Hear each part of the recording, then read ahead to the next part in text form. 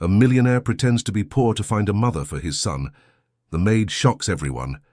He planned everything in secret, hiding his identity even from the woman he came to love. But one forgotten detail reveals who he truly is, and she vanishes without a trace. Without warning, she returns months later. Pregnant, accused of a crime that could destroy everything, the rising New York sun could barely pierce the blackout curtains of the mansion on the Upper East Side. On the 20th floor of the building that bore his name, Theodore Sterling awoke promptly at 5 in the morning. The same time his executives were still asleep, but his factory workers were already heading to their shifts. A man of 52, with strategically trimmed graying hair and brown eyes as opaque as if they held an ocean of unresolved sorrows. The businessman rose with the military discipline that had characterized every movement of his life since the episode he internally called the Great Betrayal.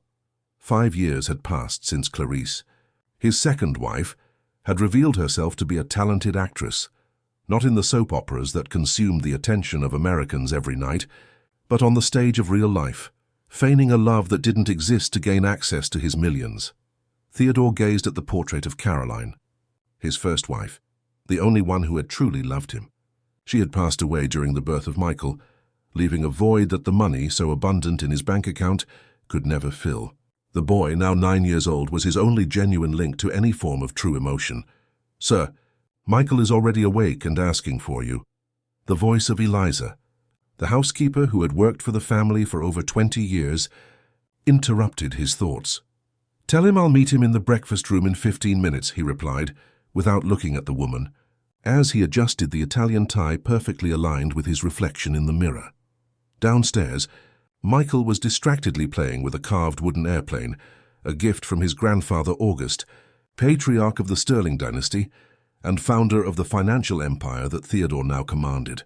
The boy had his mother's easy smile and his father's restless eyes, a combination that melted even the most hardened hearts among the staff.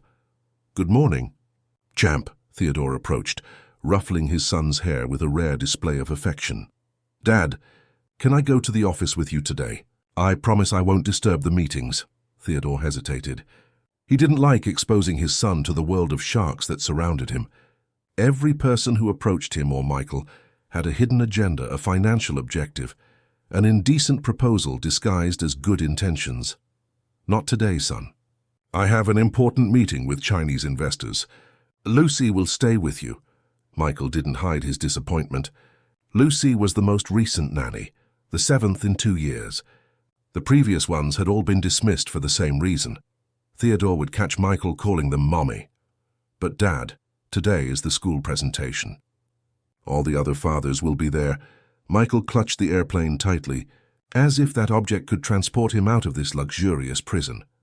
The businessman checked his watch, a gift from an Arab sheik who wanted to close deals in the States. He had completely forgotten about the presentation. "All right, I'll rearrange my schedule." The smile that lit up his son's face almost compensated for the trouble it would be to reschedule the multi-million-dollar meeting, almost at the most expensive private school in New York. Theodore felt out of place among the other parents. Not because of his social standing, he was by far the wealthiest man in that environment, but because of his inability to participate in trivial conversations about football, politics, or the latest episode of some reality show. His world was made of charts, spreadsheets, and risk assessments. Michael went on stage to recite a poem about family. His childish voice echoed through the auditorium.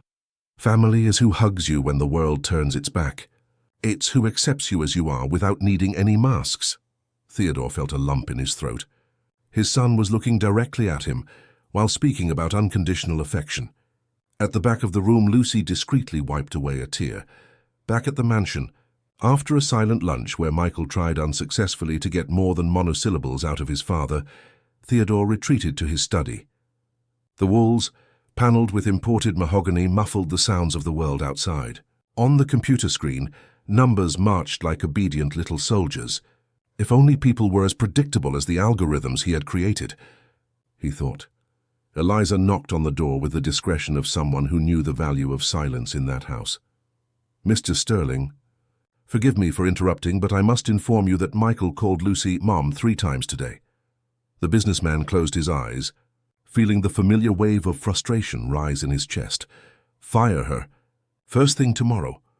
But sir, the boy's getting attached. Maybe this time... There is no this time, Eliza. You know very well what happened with Clarice. What would happen if Michael got attached to someone like her? Fire Lucy and hire someone else. Someone older, preferably. After the housekeeper left, Theodore allowed himself a moment of vulnerability. He opened the locked drawer of his desk and took out a velvet box. Inside it was the pearl necklace he had bought for Clarice, before discovering she was having an affair with his chauffeur and planning to run off with a considerable portion of his fortune. The cell phone rang, waking him from his bitterness. It was August, his father. "My son, you need to attend the Foundation's dinner tomorrow. The foreign investors expect to meet the heir to Sterling Holdings." "Dad, we've discussed this. I don't want Michael exposed to these events." "I'm not talking about Michael. I'm talking about you. It's time to fully embrace the family legacy." Legacy. That word weighed like a tombstone on his shoulders. What his father called a legacy, Theodore saw as a curse, money, power, and the eternal suspicion that any display of love was, in fact, disguised self-interest. After hanging up, he watched through the window as his son played in the garden with Lucy. The woman had a sincere smile as she pushed the swing. Michael laughed with abandon, with that childlike ability to give himself completely to the moment. It was then that an absurd idea began to form in the businessman's mind. What if there was someone capable of love without ulterior motives? How could he identify such a person in the world, full of masks he lived in? The answer came like a flash of lightning. He needed to get out of his bubble. He needed to see the real world, without the filter of money and power. He needed to test humanity in its rawest form. That night, while Michael slept, Theodore devised a plan that would forever change the course of their lives. For 3 days he would abandon everything: the comfort, the security, the identity. He would take his son to the streets of New York, disguised as ordinary people, homeless, without privileges. An extreme test to find if she even existed, someone capable of helping without expecting a reward. What he didn't know was that those 3 days would turn into a much longer journey, and that at the end of it, the person truly being tested would be himself. Theodore's plan began to take shape the next morning. First, he called his secretary to announce an emergency trip abroad. Next, he contacted Michael's school principal, informing him that the boy would need to be absent due to health issues. Then he instructed Eliza not to mention his true plans to anyone, not even his father, August. "Are you sure about this, sir?" the housekeeper asked, her concern evident in her voice. "The boy has never been outside of this comfort." "Absolutely, Eliza. It will be a life lesson for Michael. And for me." In his room, Theodore gathered simple clothes he rarely wore, faded t-shirts, worn-out jeans, a jacket that looked frayed. For Michael, he set aside a few smaller, equally plain pieces. He smeared his face with a mixture of makeup and artificial dirt, creating blemishes and imperfections that distanced him miles from his usual image. A worn-out cap completed the disguise. "Dad, is this a game?" Michael asked when Theodore explained, in a simplified version, what they would be doing. "Not exactly, son. It's an experiment. We're going to see what it's like to live as ordinary people for a few days. It'll be our secret adventure." The sparkle in the boy's eyes indicated that the idea excited him more than it scared him. For a 9-year-old, it sounded like a grand adventure. They left through the service entrance of the mansion, where a regular taxi, not the usual armored Mercedes, was waiting for them. Theodore had instructed the driver to drop them off in the central part of the city. Midtown Manhattan was buzzing under the afternoon sun when they arrived. Street vendors, hurried executives, disoriented tourists, and homeless people formed a human mosaic that Michael observed with wide eyes. This New York was radically different from the climate-controlled, secure version he knew from the windows of the official car. "There are so many people, Dad," the boy commented, holding Theodore's hand tightly. "Yes, son, this is the real city." For hours they wandered through the historic center. Theodore carried a backpack with a few essentials, water and some food. They sat on a park bench, watching urban life unfold around them. A homeless man approached, asking for change. Theodore hesitated before offering a $10 bill. "God bless you, brother," the man said, quickly walking away. "Why does he live on the street, Dad?" Michael asked. The question hung in the air. How to explain social inequality to a child who had never had to worry about the basics? Not everyone has the same opportunities, Michael. Some people are born with a lot, others with almost nothing. Like us now, right? We're pretending to be poor.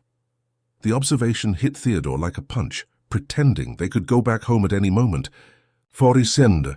To others, this was the only possible reality. As night fell, they sought shelter at Grand Central Terminal. The immense main concourse, with its vaulted ceiling, offered protection from the light drizzle that had begun to fall. Michael complained of hunger, and Theodore realized they hadn't eaten anything substantial since lunch. Let's find something to eat. Champ? However, the nearby restaurant seemed too expensive for their disguise. A modest diner was the final choice. As they ate simple sandwiches, Theodore observed the people around them. No one paid them any attention. They were invisible, like everyone else deemed unimportant in the social hierarchy. The night brought the real challenge. Where would they sleep? Hotels were out of the question. They would be easily recognized by the staff despite the disguise. They ended up returning to the station, where a few benches offered minimally acceptable discomfort. I'm cold. Dad, Michael murmured, snuggling against his chest. Theodore wrapped him in his jacket, forming a protective cocoon. Just for tonight, son. We'll find a better place tomorrow. The second day dawned with sore muscles and a heavy conscience. He watched Michael sleep, his little face peaceful despite the discomfort. He should have planned better, he thought. Perhaps the experiment was going too far. Good morning, sleepyhead, he said when his son opened his eyes. Michael rubbed his face, looking around confused before remembering where they were. Can we have a real breakfast? They found a bakery where the smell of fresh bread drew them inside. With the few dollars they had set aside, they bought simple bread and coffee with milk. Michael devoured his meal as if it were the finest banquet. The day passed between walks through the expanded downtown area, breaks in parks, and silent observation. Theodore noticed how people reacted differently to them now. Averted gazes, some of pity, others of suspicion. A woman pulled her purse closer as they passed. A store security guard watched them as they looked at window displays. Why was that woman scared of us, Dad? Michael asked, always attentive. Because she judges us by our appearance, not by who we really are. That's not right. No, it's not. In the afternoon, a heavy rain forced them to seek shelter under the awning of a commercial building. A security guard approached, indicating they had to move along. My son is wet and cold, Theodore argued. That's your problem. You can't stay here. The humiliation burned in his chest. Accustomed to opening doors with his name, he was now treated as a nuisance, a problem to be removed from the urban landscape. Night was approaching, and the rain showed no signs of stopping. They walked to the Chinatown area, taking shelter under the awnings of already closed shops. Michael started to cough, and Theodore felt the growing desperation of a father unable to protect his child. Dad, I'm cold, the boy repeated, trembling visibly. It was then that a woman approached. She wore the simple uniform of a cleaning company, her black hair tied in a makeshift bun, her face marked by the fatigue of someone who worked long hours. Do you folks need help? She asked, her voice carrying that distinct accent from the American South. Theodore hesitated, instinctively suspicious. We're fine, thank you. She looked at Michael, noticing his condition. Your son doesn't look well at all. Do you have a place to spend the night? Before Theodore could answer, Michael coughed again, a harsh sound that worried even the businessman. The woman rummaged through her worn-out purse and held out a few bills. It's not much, but it's enough for you to stay at a boarding house nearby. At least until the rain passes. Theodore looked at the money, $45, perhaps all she had on her. We can't accept this, he said, pride speaking louder than common sense. Please, she insisted. I have a nephew his age. I can't just walk away leaving a child in this state. The gesture was genuine. There were no ulterior motives in those brown eyes, tired but kind. What's your name? Theodore asked, finally accepting the bills. Renata. Renata Evans, she replied with a shy smile. I work nearby cleaning at the hospital. I just finished my shift. I'm Paul, Theodore lied, using the middle name he rarely mentioned. And this is my son, Michael. Michael smiled at the woman, extending his hand politely as he had been taught. Thank you for your help, Ms. Renata. She shook his small, cold hand. "Take care, little one. And you too," she added, looking at Theodore. "I'll be leaving work at the same time tomorrow in case you need more help." As he watched her walk away in the rain, Theodore felt something strange, a mixture of gratitude and shame. Here was someone who probably earned less in a month than he spent on a single business dinner, offering her last savings to strangers on the street. "She's nice, Dad," Michael commented, still looking in the direction Renata had disappeared. "Yes," Theodore agreed, an idea forming in his mind. "She seems to be." That night, staying in a simple but clean boarding house, the businessman contemplated the next step of his experiment. He had found someone capable of a selfless act. Now he needed to find out how far that kindness went. Was it genuine or just a momentary flash? He decided that the next day he would look for Renata again. He would extend the experiment for a few more days. He needed to know if he had found the exception to the rule that governed his worldview, or if, like all the other people who had crossed his path, she too had a price. The next morning, Theodore woke to the sound of horns and the buzz of the city already in full swing. The boarding house where they had spent the night was modest, but it had offered a clean mattress and a hot shower, luxuries he would never have considered as such in his normal life. Michael was still asleep, his breathing calm after the previous night's rain. The businessman checked the prepaid phone he had bought exclusively for this experience, no contact with his real life.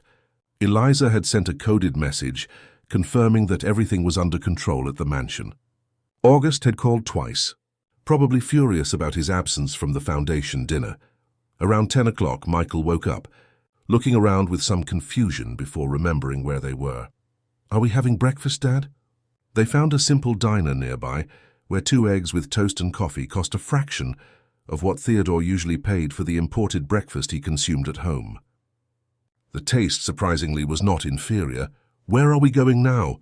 Michael asked, wiping his mouth with a paper napkin. Theodore hesitated.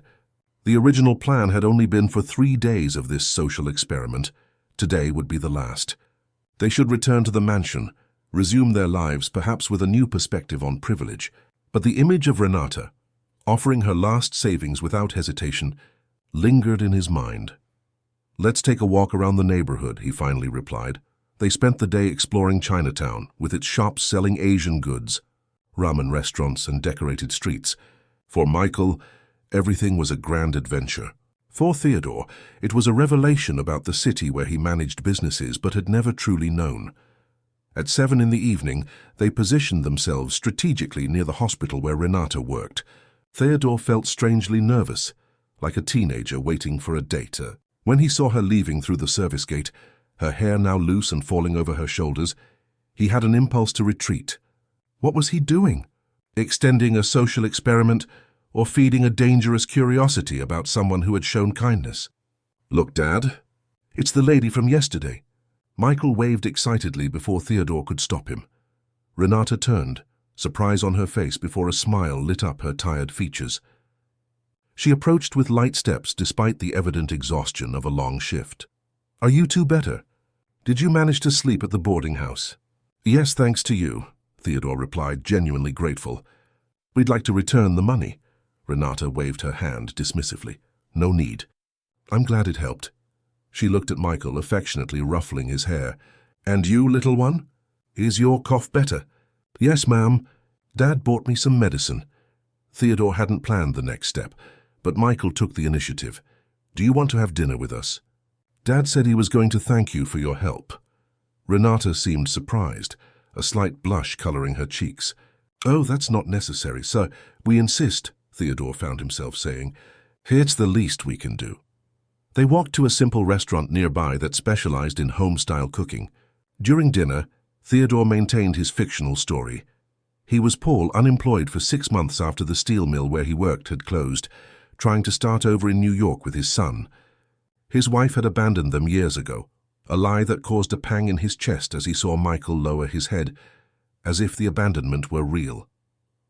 Renata listened with genuine attention. She shared her own story without drama or self-pity. Born in a small town in Mississippi, she had come to New York 10 years ago seeking opportunities. She worked as a cleaner on the night shift at the hospital, and during the day did odd cleaning jobs to supplement her income. She lived in a small apartment in Astoria, Queens, shared the rent with a cousin who cared for the elderly, and sent money monthly to her mother back home. "It's not an easy life," she concluded, "but I'm grateful to have work and health." The simplicity of her gratitude touched something in Theodore. How could someone with so little be so genuinely grateful? By the end of the meal, Michael was already treating Renata like an old friend, telling her stories from school, carefully edited by Theodore with warning glances, and asking about the South, a region he knew only from textbooks. "Do you have a place to stay tonight?" Renata asked as they left the restaurant. Theodore hesitated. The previous night's boarding house had consumed almost all the money he had set aside for the experiment.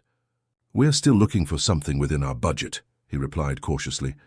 Renata seemed to fight an internal battle before saying, "My apartment is small, but there's a sofa in the living room.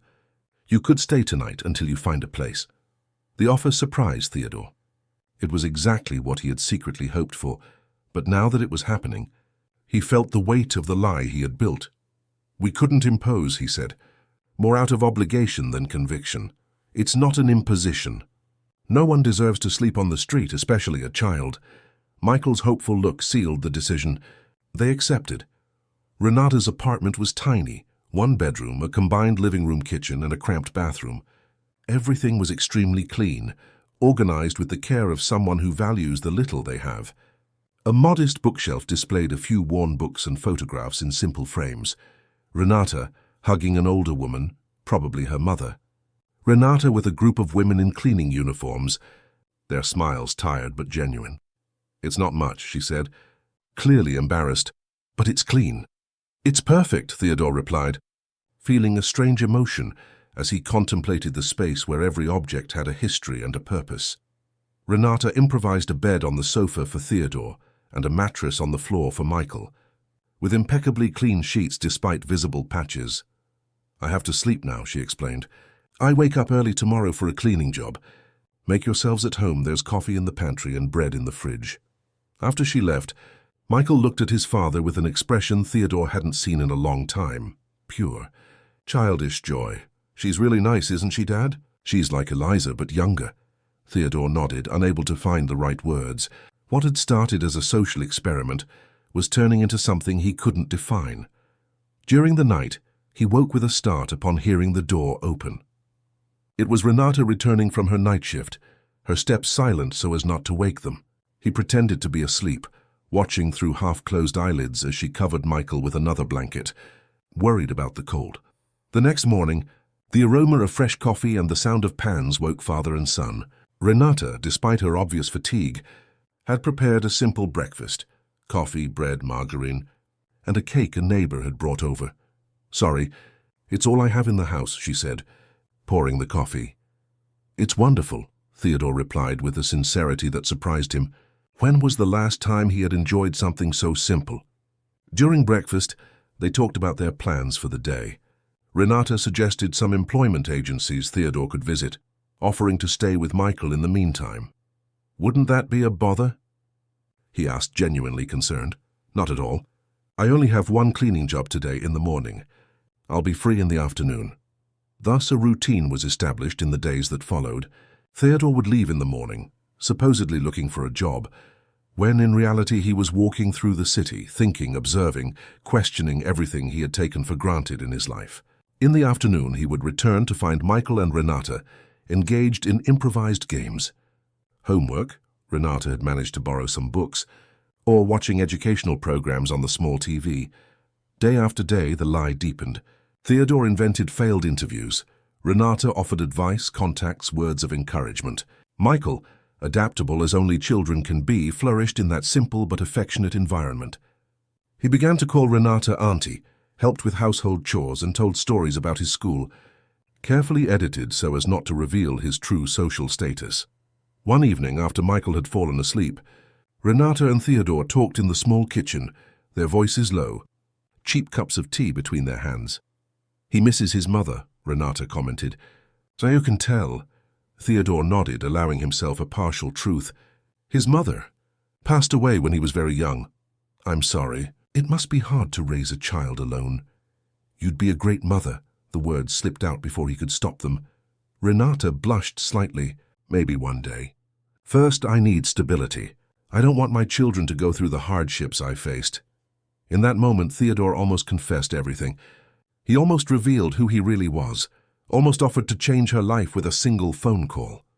Something held him back, perhaps the fear that by revealing his true identity, he would destroy the authenticity of what they were building.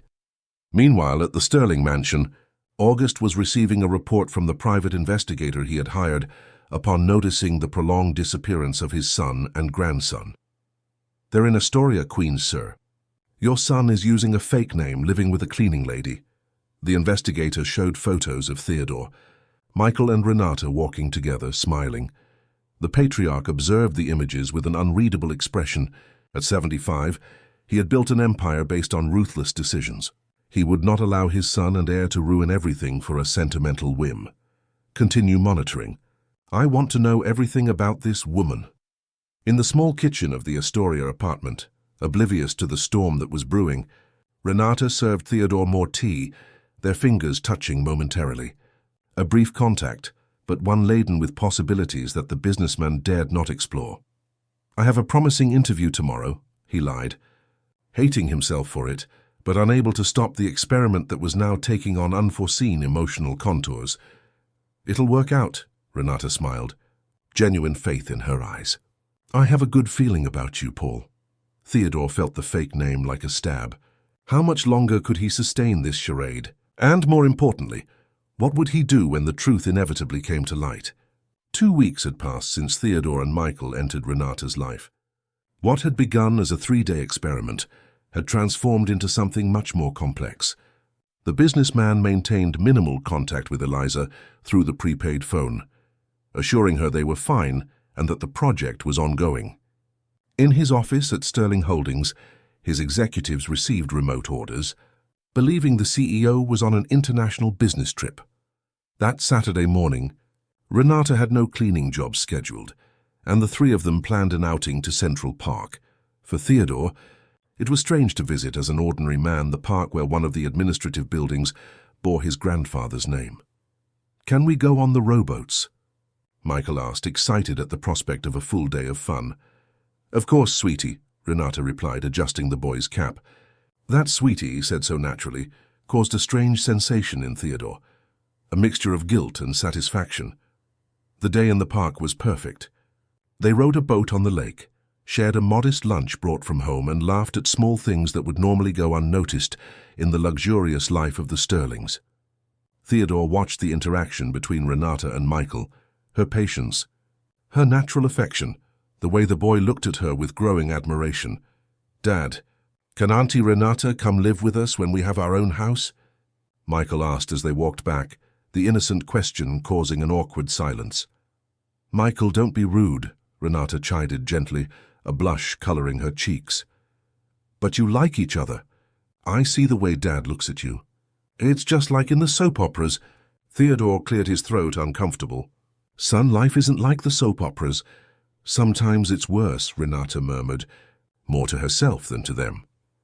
Back at the small apartment while Michael took a bath, the two adults confronted the elephant in the room. "Sorry about Michael's comment," Theodore began. "Kids have such imaginations." "You don't need to apologize," Renata replied, tidying the small kitchen. "He's just expressing what he feels. That's how children are. And what about you? What do you feel?" The question hung between them, heavy with implications. Renata stopped what she was doing, took a deep breath before facing Theodore. "I feel like there's something you're not telling me. That this story about the steel mill, about being unemployed, isn't the whole truth." Theodore's stomach sank. "Why do you say that?" "Little details. The way you speak, the way you hold your silverware, the way you analyze people. You're not an unemployed factory worker, Paul.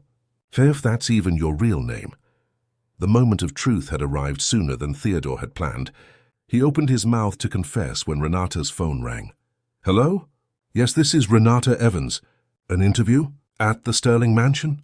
But I didn't apply for any position there." She looked at Theodore, confused. "Tomorrow at 8 a.m.? "Yes, I know where it is. Thank you for the opportunity." After hanging up, she explained, "It was an employment agency. They said my resume was selected for a housekeeper position at the Sterling Mansion. Do you know it? They say it's one of the biggest houses in New York. Theodore turned pale. He knew it very well. It was his home. And there was only one person who could be behind this, his father, August. I think I've heard of it, he replied, trying to maintain his composure. It sounds like a good opportunity. The salary is 3 times more than anything I've ever earned, Renata commented, still amazed. It seems too good to be true. You deserve it, Theodore said, his mind racing. How had his father found out about Renata? What was he planning? That night, while Renata and Michael slept, Theodore called Eliza. Has my father been to the mansion? Every day, sir. He's furious about your prolonged absence. He hired investigators. Did he mention anything about hiring a new housekeeper? The silence on the other end confirmed his suspicions. Be careful, Mr. Sterling, the woman finally replied. Your father is different, colder than usual. The next morning, Renata dressed with care, the best dress she owned, her hair neatly tied back, discreet makeup. Theodore made an excuse not to walk her to the bus stop, fearing someone from the mansion might recognize him. Wish me luck, she asked, kissing the top of Michael's head. You don't need luck, the boy replied. They're going to love you. As soon as she left, Theodore sprang into action. He called Eliza again, instructing her to be alert for any strange movements. Then he called his trusted driver, using a pre-established code for emergency situations. He needed to get to the mansion without being recognized. Michael, we have to go, he announced to his son. We're going to visit a special place. They left the apartment in a hurry, leaving only a note for Renata. An urgent interview came up. We'll be back this afternoon. Good luck with your new job. Paul and Michael. The car was waiting for them a few blocks away, not the official Mercedes, but a discreet vehicle used in situations requiring anonymity. Theodore instructed the driver to take them to a secondary entrance of the Sterling Mansion, used only by suppliers and rarely monitored. Sir, are you sure about this? The driver asked, clearly uncomfortable with his boss's disheveled appearance. Absolutely, and no one can know we're here. Meanwhile, Renata arrived through the main gates, impressed by the magnitude of the property. Immense gardens, ornamental fountains, a building that looked more like a palace than a residence. She was greeted by an elderly woman who introduced herself as Mrs. Carmen, a temporary assistant to the family patriarch. Mr. August Sterling is waiting for you in his study, she informed, leading Renata through luxurious corridors. August Sterling was the picture of authority. At 75, he maintained an erect posture, a piercing gaze, and the firm voice that had built his empire. He received Renata without standing up, indicating a simple chair in front of him. So you're the young woman with the impressive resume, he said, studying her with calculated coldness. Renata frowned. Sir, I must confess I didn't send any resume. I was contacted yesterday. Yes. A recommendation, then. It doesn't matter. August made a dismissive gesture. What matters is that I need someone with your qualifications. The interview that followed was more of an interrogation than a professional conversation. August asked about her family, her life in New York, her past relationships. Each of Renata's sincere answers seemed to irritate him progressively. Allow me to be direct, Ms. Evans. What does a cleaning lady with no college degree expect to achieve by getting close to a family like ours? Renata turned pale. I beg your pardon? You heard me perfectly. We know your type, opportunistic women who see vulnerable men as winning lottery tickets. Sir, I don't know what you're talking about. I came for a job interview I didn't apply for. If there's some mistake— The mistake, August interrupted, raising his voice, is yours for thinking you could enter this family through the back door. At that moment, the study door opened. Eliza entered, pale and visibly nervous. Mr. August, there's a problem in the kitchen that requires your immediate attention. I'm busy, Eliza. It's about that perishable investment that arrived from Italy, the housekeeper insisted, using a code she knew the patriarch would understand, something related to the family's security. August stood up, annoyed. Wait here, he ordered Renata. We're not finished. As soon as he left, Eliza approached quickly. I don't know who you are, miss, but if you have any consideration for Mr. Theodore and young Michael, leave now. Use the side door. Theodore? Michael, Renata repeated, confused. I know Paul and his son Michael, but understanding began to dawn in her eyes as Eliza pulled her into a hallway, pointing to a picture frame on the wall. The photograph showed an elegant family in front of a yacht. August, Theodore and Michael, all impeccably dressed, with polished smiles for the camera. This is Mr. Theodore Sterling, Mr. August's only son, and young Michael. If you know them by other names, you've been deceived. Renata felt as if the floor had disappeared from under her feet. Paul, the unemployed factory worker she had hosted in her home, with whom she had shared her simple meals, who had made her heart race with silent promises of a shared future, was actually Theodore Sterling, heir to one of the largest business empires in the country. Why? Was all she could ask. Tears of humiliation forming in her eyes. He'll have to explain that. Now go before Mr. August returns. Staggering from shock, Renata followed the indicated corridor. As she turned a corner, she nearly collided with two familiar figures. "Renata!" Michael exclaimed, running to hug her. Theodore froze, his guilty expression confirming everything. "You—" she began, her voice trembling. "Was it all a lie?" "Not all of it," he replied, desperate. "I can explain." "Explain what?" "That you used your own son in a sick experiment. That you made me believe you needed help when you were actually just—" "What? Testing the little cleaning lady?" "Auntie Renata, what are you talking about?" Michael asked, confused, looking between the two adults. At that moment, August's voice thundered down the hallway. "Theodore, so the reports were correct."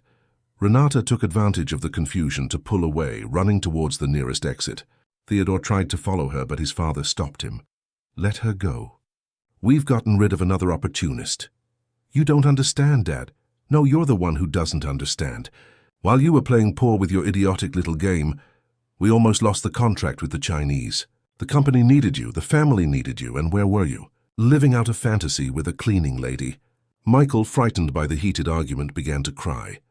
Theodore took him in his arms, casting a cold glare at his father. "You brought her here to humiliate her, to push her away from me, just like you did with everyone who tried to get close since Caroline. I did it to protect you, to protect what we've built. This woman is no different from the others. She's only interested in what she can get." "You're wrong. She helped me when she thought I had nothing to offer." August laughed humorlessly. "That's what you think. Now that she knows who you are, just wait and see her true colors." The days that followed were desperate for Theodore. Renata did not return to the apartment. She had a neighbor come to collect her personal belongings, and the message was clear. She didn't want to see him again. Theodore and Michael returned to the mansion, but nothing was the same. The boy constantly asked about Auntie Renata, not fully understanding why they couldn't visit her. Theodore threw himself into his work, trying to fill the void he felt. 2 weeks after the incident at the mansion, the businessman received a disturbing call. It was his head of security. "Sir, we need to talk about Miss Renata Evans. She was arrested today, accused of stealing jewelry from the Montgomery family's home, where she was cleaning." "That's impossible," Theodore replied immediately. "She would never do something like that." "Mrs. Montgomery presented conclusive evidence, sir. Her valuable brooch was found in her belongings." Theodore hung up, disturbed. Something didn't make sense. He went to his father's study, finding him calmly reviewing documents. "Isn't the Montgomery family a long-time partner of yours? Especially Mrs. Eleanor Montgomery?" August didn't look up from his papers. "Yes, why?" "And you wouldn't have suggested to her that she hire Renata for a cleaning job, only to later plant a brooch in her things." The patriarch finally raised his gaze, a calculated coldness in his eyes. "Have you gone mad? Are you accusing your own father of framing someone? I'm asking if you're capable of destroying an innocent woman's life just to prove a point." The silence that followed was answer enough. Theodore felt a rage he had never experienced before. "I always admired your coldness in business, Dad. But this is monstrous. It's necessary. One day you'll understand that I did this for you. For Michael. For the family." Theodore left the study with renewed determination. If his father was capable of fabricating evidence against Renata, he would be capable of discovering the truth and clearing her name. Even if it meant confronting the man who had built the empire he was one day to inherit. Meanwhile, in a police station in downtown New York, Renata was facing the worst nightmare of her life. Accused of a crime she didn't commit. abandoned by the few acquaintances she had in the city, betrayed by a man she had begun to trust. Sitting in the interrogation room, she finally allowed herself to cry, not out of fear but out of disappointment, with the world, with people, and especially with herself, for having believed that someone like Theodore Sterling could actually care about someone like her. What she didn't know was that, at that very moment, the businessman was mobilizing the best lawyers in New York to free her, and that little Michael, in his room at the mansion, was starting to record conversations with his grandfather using the tablet he had received for his last birthday. Actions that would change the course of all those lives interconnected by fate, greed, and perhaps love. Renata spent only one night at the police station. The next morning, a lawyer in an impeccable suit and a genuine leather briefcase introduced himself as her defender, paid for by an anonymous party interested in justice. She didn't need much imagination to guess who this mysterious benefactor was. The lawyer managed to secure her provisional release, arguing inconsistencies in the accusation and the accused's irreproachable record. Upon leaving the station, she refused the offered ride. She preferred to walk alone, processing everything that had happened. Her name was tarnished. Mrs. Eleanor Montgomery, one of New York's most influential socialites, had spread the word among her friends that Renata was a thief. Within hours, all the houses where she cleaned cancelled her services. The hospital where she worked at night placed her on administrative leave while they investigated the facts. Without a job, without an income, Renata returned to the now silent little apartment. The cousin with whom she shared the rent had decided to move out, fearing association with a criminal. On the table, overdue bills were piling up. Next month's rent would be impossible to pay. The phone rang incessantly in the following days. Always Theodore, always ignored. He left messages, explanations, apologies. She deleted them all without listening. The wound was too deep, the humiliation too great. A week after the incident, Renata fainted while looking for a job downtown. Taken to a public emergency room, she received the news that would further transform her life. She was pregnant. 6 weeks. Theodore's child. The irony did not escape her. Now if she sought out the businessman, she would look exactly like the kind of opportunist August had accused her of being. She decided he would never know. She would raise the child alone, even if it meant returning to Mississippi, even if it meant starting from scratch. At the Sterling mansion, the mood was equally somber. Theodore had immersed himself in work, avoiding his father whenever possible. Michael had become quiet, thoughtful, so different from the cheerful boy he used to be. What worried Theodore most was the persistent cough his son had developed, at first mild, then more frequent each day. It's just a virus, the pediatrician assured him at the first visit. Perhaps an allergy, he suggested at the second. On the third visit, the diagnosis was more serious. Pneumonia in its early stages. We need to start antibiotics immediately. Admitted to a private room in the best hospital in New York, Michael looked small and fragile among the machines and tubes. The fever came and went, leaving him alternately agitated and lethargic. In his moments of delirium, he called out one name repeatedly. "Mommy. I want my mommy." Theodore initially thought his son was delirious about Caroline, the biological mother he had never known. But on the third night of his hospital stay, it became clear who Michael was really looking for. "I want Auntie Renata," the boy murmured, his eyes closed, his face flushed with fever. "She promised to make chocolate cake today." Theodore's heart ached. His thoughtless experiment, his elaborate lie, had created real bonds. Michael had seen in Renata the mother figure he never had. And he himself. "I'll find her, son," he promised, stroking the boy's damp hair. "Rest now." Locating Renata was not difficult with the resources at his disposal. What was difficult was mustering the courage to knock on her door 3 days later, unannounced, without intermediaries. When the door opened, Theodore barely recognized the woman in front of him. Renata had lost weight. Dark circles marked her face. The characteristic sparkle in her eyes was gone. Still, she maintained the same dignity that had impressed him from their first meeting. "What do you want?" she asked, not inviting him in. "Michael is sick, pneumonia. He's constantly calling for you." Something softened in Renata's expression. For a moment, Theodore glimpsed the same woman who had sheltered 2 strangers in her home. who had shared what little she had. "I'm sorry for him, but I can't help. I'm not part of your lives anymore. Please, he really needs you." Renata hesitated, the conflict evident on her face. Finally, she sighed deeply. "When?" "Where? Right now. The car is waiting." At the hospital, Michael was asleep when they arrived. Renata quietly approached the bed, holding back tears as she saw the boy's condition. Gently, she touched his forehead, adjusted the blanket, and whispered sweet words in his ear. As if sensing her presence, Michael opened his eyes. "Auntie Renata, did you really come, or am I dreaming?" "I'm here, sweetie. I came to see you." The faint smile that lit up the child's face broke something inside Theodore. There was the living proof of what he had tried to discover in his experiment. Someone capable of loving without self-interest. Someone whose affection was genuine and transformative. During the afternoon, Renata stayed by the boy's side, telling stories, singing softly, getting him to take his medication without protest, things that neither Theodore nor the nurses could accomplish so easily. When Michael finally fell asleep, a peaceful sleep for the first time in days, the two adults stepped out into the hallway. "Thank you for coming," Theodore said. "Sincerely grateful. I didn't do it for you, I know, and that's exactly why I need to ask for your forgiveness. What I did was unforgivable. Lying, using you, allowing my father to humiliate you and then frame you with that false accusation." Renata held up her hand, interrupting him. "So you knew about the theft accusation?"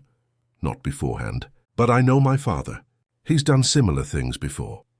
A nurse approached, informing them that the doctor had arrived for the evening evaluation.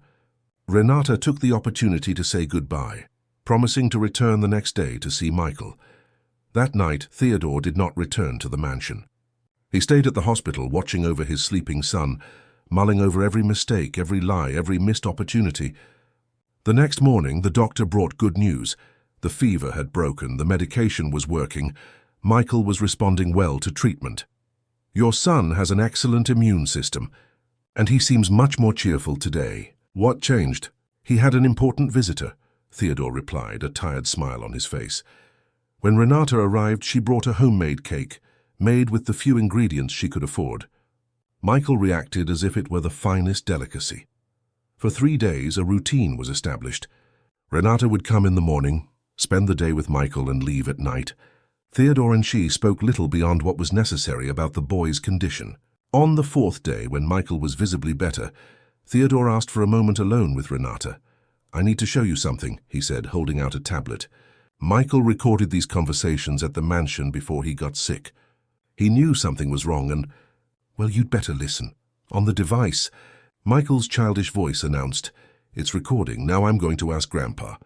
Then, the unmistakable voice of August Sterling at various moments. "Says that cleaning lady will never work in New York again when I'm done. Eleanor will put the brooch in her bag during the cleaning. There's no way it can go wrong. Your father needs to learn that feelings are exploitable weaknesses, each recording more incriminating than the last." Michael, with the sharp intuition of children, had noticed his grandfather's manipulations and documented everything. Renata listened in silence, tears streaming down her face. When the recordings ended, she remained silent for long minutes. "Why are you showing me this now?" "Because I want to clear your name. I will use these recordings, if necessary, to prove your innocence. And because you deserve to know the whole truth." At that moment, something changed in Renata's expression. A decision being made, a burden being lifted. "I have something to tell you too," she said finally. "I'm pregnant." The revelation hit Theodore like a lightning bolt. He staggered, leaning against the wall to keep from falling. "A child. How is—" Renata nodded, unable to read the complex expression on his face. "I don't expect anything from you. I'm not telling you to pressure you. I just thought, after everything, you deserve to know." Theodore approached slowly, as if afraid of scaring her. Hesitantly, he reached out his hand until it almost touched her still flat stomach. "May I?" She nodded, allowing the contact. His hand trembled as it rested on the womb that held a new life. A child conceived not in luxury and privilege, but in the simple days when they lived as ordinary people. "This child will change everything," he murmured. "If you'll let me, I want to be a part of his life, of your lives. It's not that simple, Theodore. You lied about who you were. You used me as a social experiment. Your father humiliated me and destroyed my reputation. How can I trust you again? The question hung between them, heavy with pain and possibilities. Michael called from the room, interrupting the conversation. Renata quickly moved away, leaving Theodore with his tumultuous thoughts. In the days that followed, as Michael recovered, Theodore put a plan into action to repair the harm done to Renata. First, he sent a legal team to resolve the false theft accusation.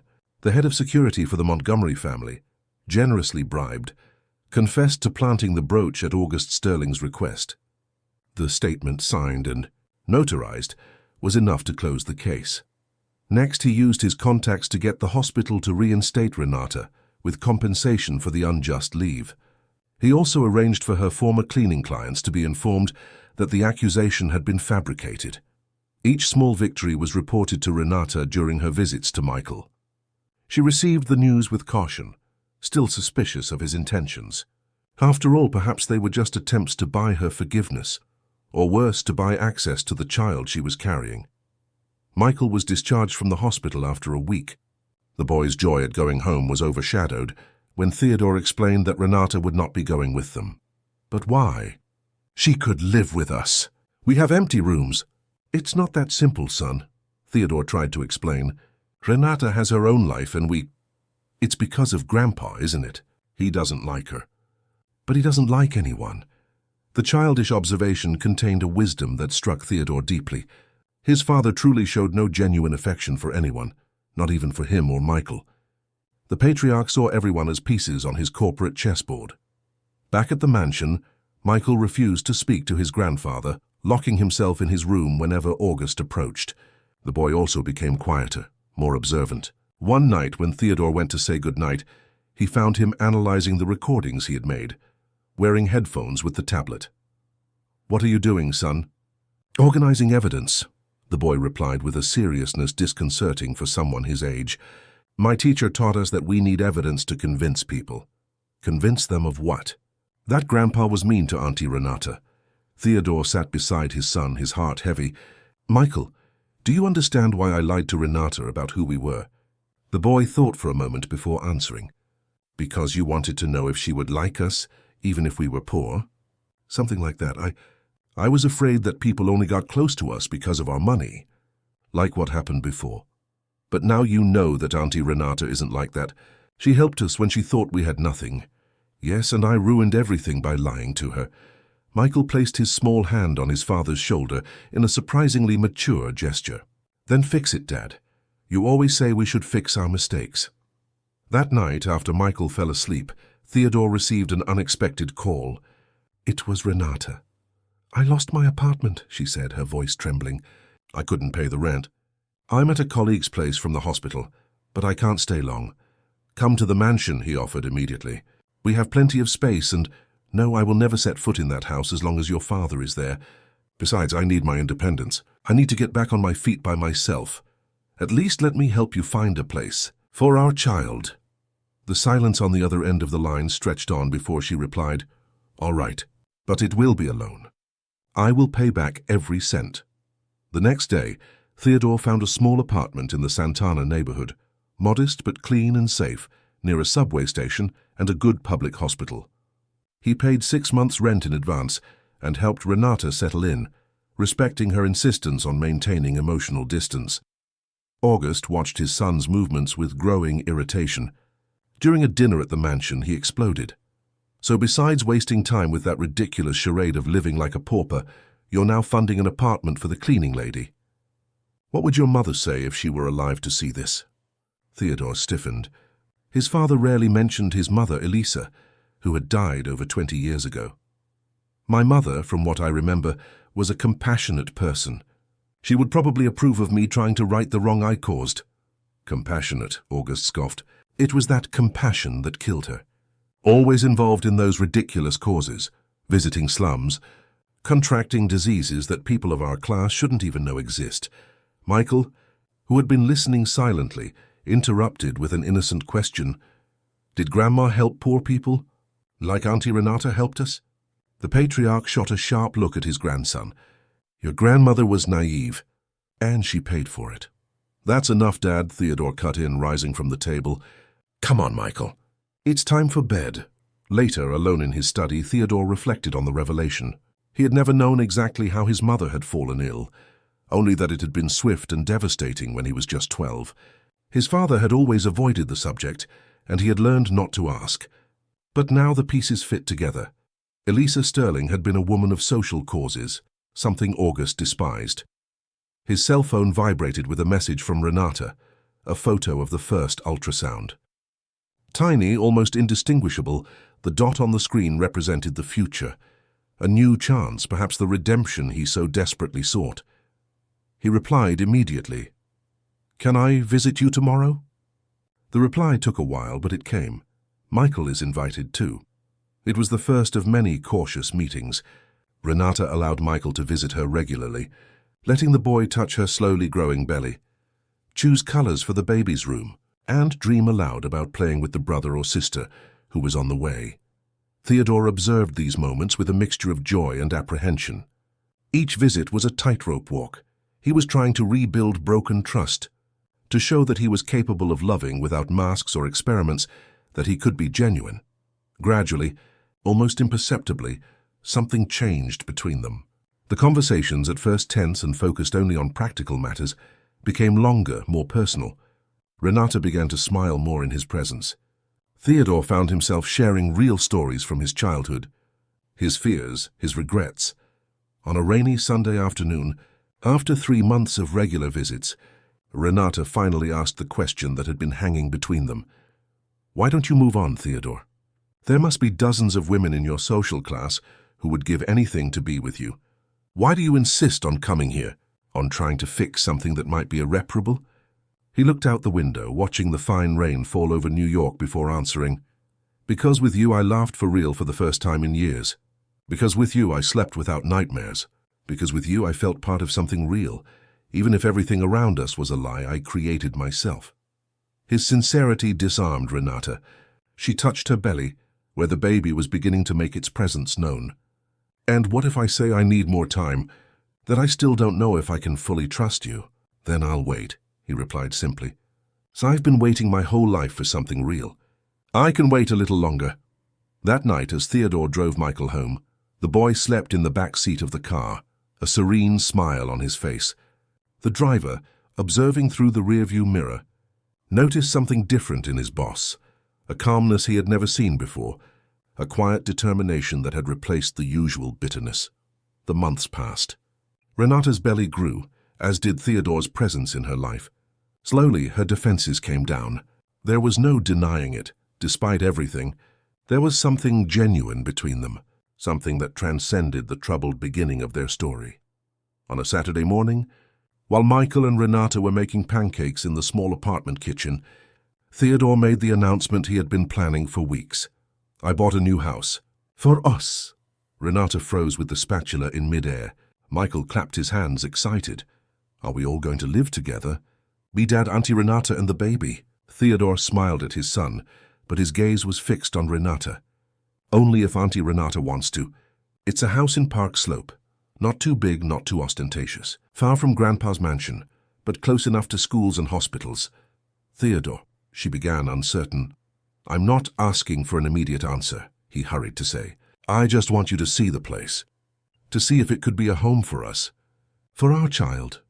After breakfast, they drove to the traditional Brooklyn neighborhood.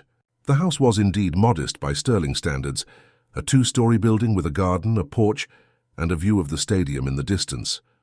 Nothing comparable to the lavish mansion where Theodore had grown up, but infinitely more welcoming. While Michael ran through the garden, exploring every corner, Theodore led Renata through the rooms. There was a room already decorated for the baby, in neutral tones of green and yellow. Another for Michael, filled with books and educational toys. A space that could be an office or a studio. Theodore remembered her mentioning a dream of studying interior design one day. "What do you think?" he asked when they finished the tour. Renata hesitated, too emotional to hide it. "It's perfect. But Theodore, I can't just accept a house as a gift. That doesn't solve the problems between us. It's not a gift. It's an investment in our future, in the family we can be." "Family," she repeated, the word weighing like both a promise and a challenge. The following week, after much reflection, Renata accepted the proposal. They moved in over a weekend, with the help of a few discreet staff members hired by Theodore. Michael was radiant. He would finally have his new mom around every day. The adjustment was not easy. Renata, used to taking care of her small space alone, now shared responsibilities with Theodore. He, in turn, had to learn to live without the structure of staff he had always had at his disposal. There were arguments about money, about Michael's education, about the future baby. But unlike in the past, they were honest conversations, without masks or ulterior motives. In the 5th month of her pregnancy, during a quiet dinner at home, Theodore surprised Renata again. He knelt beside her chair, a velvet box in his trembling hand. "This isn't an impulsive proposal," he explained, before even opening the box. "I've been thinking about this since I found out about our child. I don't want you to think I'm doing this out of obligation or social convention, or for any reason other than the fact that I love you. I loved you when I thought you had nothing to offer me but your company. I love you now, knowing all your fears and insecurities, and I want to spend the rest of my life proving that I'm worthy of your love too." He opened the box, revealing a delicate ring, a single sapphire surrounded by small diamonds. Nothing ostentatious, nothing that screamed sterling fortune. "Renata Evans, would you do me the honor of becoming my wife?" Silent tears streamed down her face. Michael, watching from the kitchen doorway, held his breath. "Yes," she finally answered, "but on one condition." "Anything. I want a simple wedding. No extravagances, no showing off. And I want your family, including your father, to understand that I didn't marry Theodore Sterling, the heir. I married the man I knew as Paul, who slept on a station bench because his son was cold, who learned to fry eggs at 50, who looks at me as if I'm the most precious thing in the world even when I'm exhausted after a long shift." Theodore smiled, placing the ring on her finger. "Deal, although I'm 52, not 50. "Details," she laughed, pulling him in for a kiss that sealed more than an engagement. It sealed a promise of a new beginning. The news of the engagement was not well received by everyone. August Sterling summoned his son for an emergency meeting at the holding company's office. "A wedding? With that woman?" The contempt in his voice was palpable. "Have you completely lost your mind?" "On the contrary, Dad, I finally found it. She will ruin everything. Have you thought about what our business partners will say? The investors? The press? They'll say that the CEO of Sterling Holdings found happiness with an exceptional woman. That my son will have a present mother. That our family will finally have something more valuable than stocks and properties. It will have genuine love." August slammed his fist on the table, knocking over a solid gold pen. "I will not allow this. Do you have a prenuptial agreement ready?" "There will be no prenuptial agreement," Theodore replied calmly. "I trust Renata completely." "Then you are officially removed from the presidency of the company. I will convene the board today to—" "It won't work, Dad. For the past few months, while you were busy plotting against my happiness, I was consolidating my position. The board is on my side. I've shown results, innovation, a vision for the future that you, with all due respect, can no longer see." The patriarch turned pale.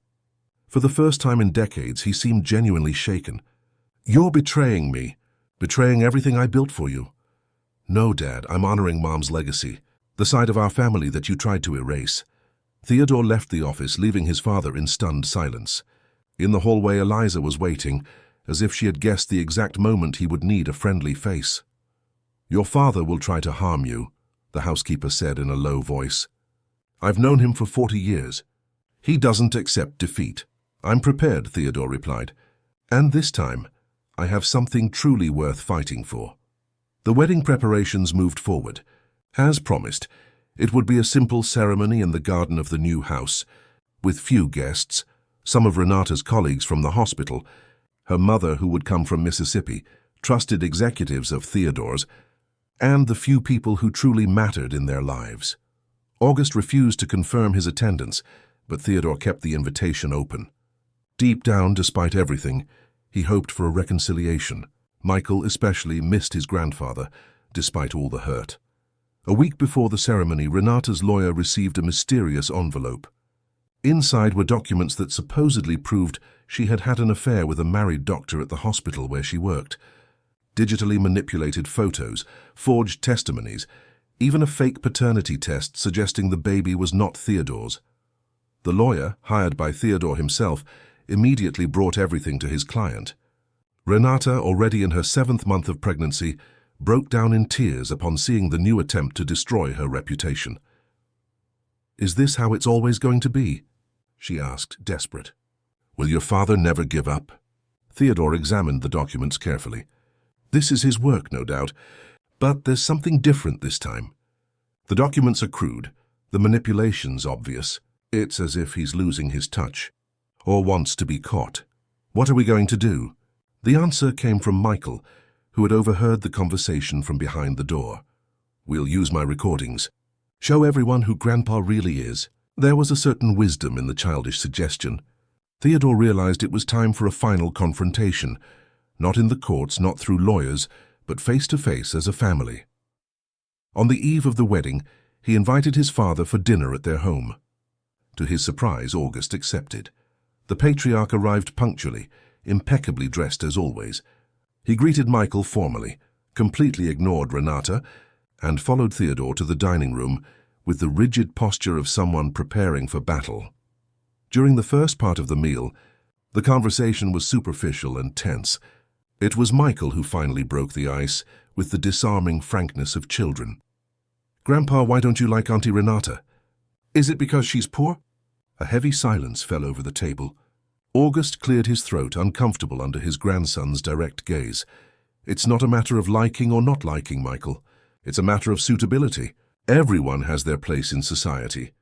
"And what is Auntie Renata's place?" The old businessman looked at Renata for the first time that night, certainly not as the wife of a sterling.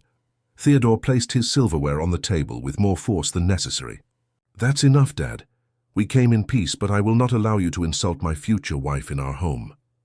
"Home," August repeated with disdain. "This shack you call a home. You abandoned the family mansion, the legacy of generations, for this pretentious suburb." "I abandoned a cold mausoleum for a home, Dad. Something you never understood the difference between." Michael suddenly stood up, running to his room. He returned seconds later with his tablet. "I want to show Grandpa something," he announced, determined. Before any adult could stop him, the boy pressed play. August's voice filled the room, clear, incriminating, confessing to the setup against Renata, the bribe to the Montgomery family, the manipulations that had temporarily ruined her life. The patriarch's face went from red to white. "What is this?" "You recorded me." A grandson spying on his own grandfather. A boy protecting someone he loves, Theodore corrected. Michael realized what was happening even before I did. "This means nothing. They're illegal recordings made without consent. We're not in a courtroom, Dad, we're a family. The only judgment that matters is that of your own conscience." August stood up abruptly, but instead of leaving as everyone expected, he walked to the window, turning his back to the group. When he finally spoke, his voice sounded strangely fragile. "Your mother would have done the same. She was always like that, defending lost causes, believing in the best in people. That's what killed her, you know. She contracted tuberculosis helping at a homeless shelter. I warned her, begged her to stay away from those places, but she was like you, Theodore, stubborn, idealistic." Theodore had never heard his father speak about his mother like that. He had always assumed he avoided the subject out of coldness, not pain. "Dad, you still love her?" "What a stupid question." "Of course I do. Why do you think I never remarried? Why do you think I built all this? It was to protect you, to ensure you never went through what she did, never took risks like she did." Renata, who had remained respectfully silent until then, cautiously approached August. "Mr. Sterling, your son is not at risk with me. I'm not a threat to him or your family. All I want is to build something real, to raise our children in an environment of love and respect. I'm not here for the Sterling Empire. I'm here for the man I knew as Paul, a dedicated father who slept on station benches to teach his son values." The old businessman turned slowly. For the first time, he truly looked at Renata, not as an intruder, not as a threat, but as the woman his son had chosen. "Do you really love him? Even after everything?" "Yes, Not in spite of the lies, but because of the truth we found through them. Something changed in August's expression, an almost imperceptible softening of the hard lines on his face. I still think this marriage is hasty. I still have my reservations, but... He paused as if the next words required a physical effort. I'll be there. For you, Michael, and for you, Theodore. It wasn't a full blessing, but it was more than anyone had expected. Michael ran to hug his grandfather, the first genuine hug in years. The wedding day dawned sunny as if nature itself were blessing the union. The house's garden was decorated with simple elegance, white flowers, blue ribbons, soft lights hanging from the trees. Renata wore an ivory dress that gracefully accommodated her 7-month belly, and Theodore had opted for a light suit instead of the traditional black. To everyone's surprise, August Sterling not only attended but arrived early, bringing an unexpected gift, the pearl necklace that had belonged to Theodore's mother. Elisa would have wanted you to have it, he said to Renata, handing her the velvet box with a formality that barely concealed his emotion. It was the only valuable item she truly cared about. The ceremony was brief and emotional. Michael, proud in his role as ring-bearer, carried the rings with comical solemnity. Eliza cried discreetly in her corner. Renata's mother, a simple woman from Mississippi who had never been to New York before, watched everything with wonder-filled eyes, hardly believing the path her daughter's life had taken. At the moment of the vows, Theodore surprised everyone by declaring, I promise to honor not only what we will build together from now on, but also how it all began, with an act of kindness on a rainy night when you offered help to 2 strangers without expecting anything in return. Renata, in turn, spoke with the sincerity that characterized her. I promise to build with you a home where truth is always our foundation, where our children learn that a person's worth is not in what they own, but in what they offer to the world. The reception that followed was cheerful and unpretentious. Doctors and nurses from the hospital danced with executives from Sterling Holdings. Renata's mother exchanged Southern recipes with the French chef hired for the event. And, surprisingly, August Sterling made a point of sitting at the main table, next to the bride, engaging her in a conversation that, if not warm, was at least respectful. When it came time for the toasts, everyone expected Theodore or Renata to speak. Instead, Michael stood up, a glass of juice in his hand, and with the naturalness of children summed it all up. I'm happy because now we're a real family. Dad isn't sad anymore, Mommy Renata is going to have the baby, and even Grandpa is learning to smile again. I think this is what people call a happy ending. The comment drew laughter and tears from the guests. Theodore hugged his son, aware that the journey had begun with a search of his own, the search for someone capable of loving without self-interest. What he hadn't expected was that this person would also teach him to love again, to trust again, to rebuild himself as a man and as a father. 2 years had passed since that day. The Sterling mansion, after intense negotiations between father and son, was transformed into a community center, the Elisa Sterling Institute, dedicated to providing education, culture, and support for families in vulnerable situations. August, initially resistant to the idea, surprised everyone by becoming a frequent presence at the center, especially in the chess classes for underprivileged children. At the house in Park Slope, the family had grown. Helena, Theodore, and Renata's daughter had recently turned 1. A girl with rosy cheeks and curious eyes, who was taking her first determined steps in the garden, closely followed by an overprotective Michael in the role of big brother. Renata had finally started the interior design course she had always dreamed of, while maintaining a volunteer position at the hospital where she once cleaned, now as the coordinator of a support program for low-income mothers. Theodore continued to lead Sterling Holdings, but with a new corporate philosophy that prioritized social responsibility and employee well-being. The company had never been more profitable, proving that compassion and business were not mutually exclusive. On a Sunday afternoon, as the family enjoyed a simple picnic in the garden, Theodore observed the scene before him with a sense of fulfillment he had never imagined possible.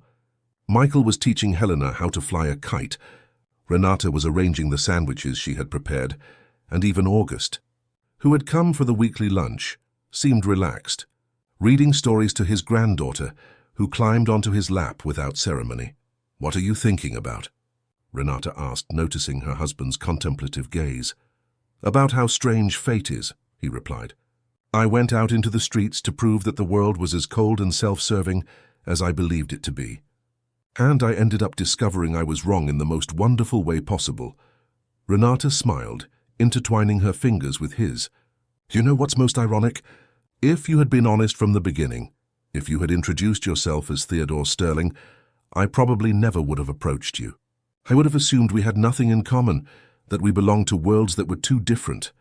So my lie ended up leading us to our greatest truth." "Something like that," she agreed. "But I don't recommend it as a method."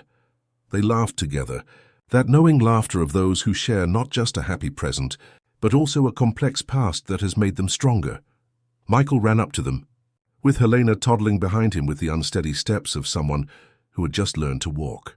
"Dad, can I show Helena what it's like at the Institute today? I want her to see the kids painting the new mural." Theodore looked at Renata, who nodded in silent approval. "Of course, champ. We can all go after lunch." As the family gathered around the blanket spread on the grass, sharing not just simple food but also stories, plans, and dreams, Theodore understood the most valuable lesson his journey had taught him. The greatest wealth was not in bank vaults, in multi-million-dollar contracts, or in properties scattered across the country. It was right there in the sincere smiles, the held hands, the rebuilt trust, the forgiveness offered and received. It was in the family he had built not on blood or tradition, but on daily choices to love, respect, and start over. And as the New York sun began its slow descent on the horizon, painting the sky in shades of orange and pink, Theodore Sterling, a man who once thought everything could be bought, finally understood the value of what no money could ever acquire: a true love, an authentic home, a second chance. The greatest fortune of all. End of story. Dear listeners, we hope the journey of Theodore and Renata has touched your hearts. Sometimes we have to lose everything we think is important to find what truly matters in life. If this story of redemption and genuine love moved you, be sure to subscribe to our channel for more narratives that explore the complexities of the human heart. We have a special playlist with other stories of new beginnings that you can find by clicking here on the side. Leave a like if you believe that, even after the most serious mistakes, forgiveness and rebuilding are possible. And tell us in the comments, have you ever had an experience that completely changed your view on what really matters in life? We look forward to reading your stories and continuing this conversation. Until next time.